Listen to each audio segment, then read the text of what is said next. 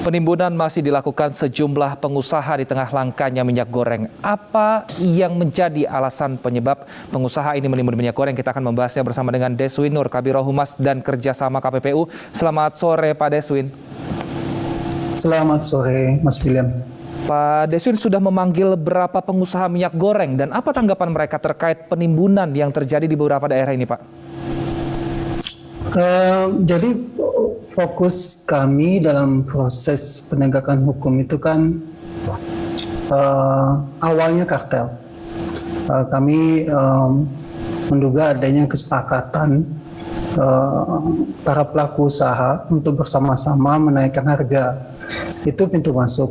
Nah, dengan dimulainya proses penegakan hukum sejak akhir Januari lalu, kami mulai memanggil para pihak-pihak yang terkait dengan industri tersebut. Diawali dengan pemanggilan para produsen. Itu sudah kami lakukan di 2 minggu terakhir. Minggu ini kami memanggil pihak-pihak dari retail.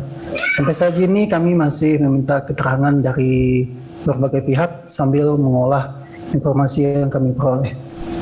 Sudah adakah informasi yang diperoleh mengarah ke arah kartel untuk meraup keuntungan sendiri secara sepihak seperti itu, Pak Deswin? Saat ini mungkin terlalu cepat ya kalau kita bisa langsung menyimpulkan bahwa ini adalah perilaku kartel. Kami butuh mengembangkan suatu alat bukti yang pas untuk menunjukkan adanya perilaku kartel. Karena kalau kita bicara kartel kan kita bicara adanya suatu tindakan koordinasi antar pelaku usaha. Nah, saat ini kami temukan di berbagai daerah memang kita akui banyak upaya-upaya pembatasan peredaran barang. Cuma kita masih mencari informasi, bukti-bukti yang tepat untuk bisa menunjukkan apakah itu kartel. Kemudian kami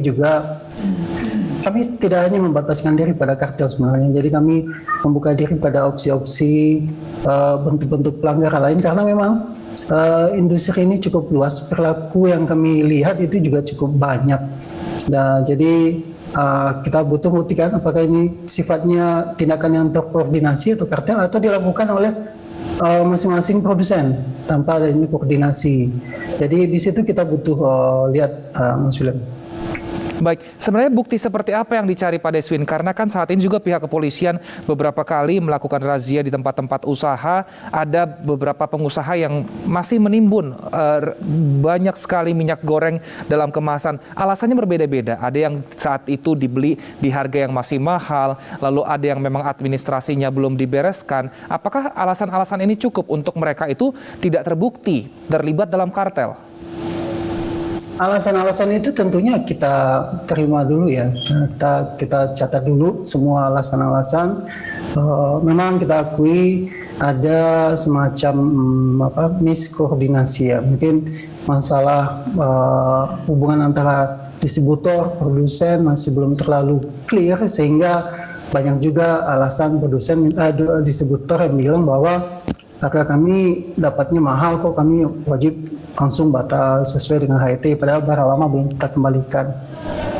Jadi berbagai alasan banyak kita temukan, semua itu kami perhatikan karena fokus ya. Baik Pak Deswin, kami nantikan seperti apa hasil penyelidikan dari pihak KPPU supaya ini masyarakat tidak lagi sulit untuk mendapatkan minyak goreng dengan harga yang tentunya sudah ditetapkan oleh pemerintah. Terima kasih Pak Deswin Nur, Kabiro Humas dan PPA Kerjasama KPPU telah bergabung bersama kami di iNews Sore.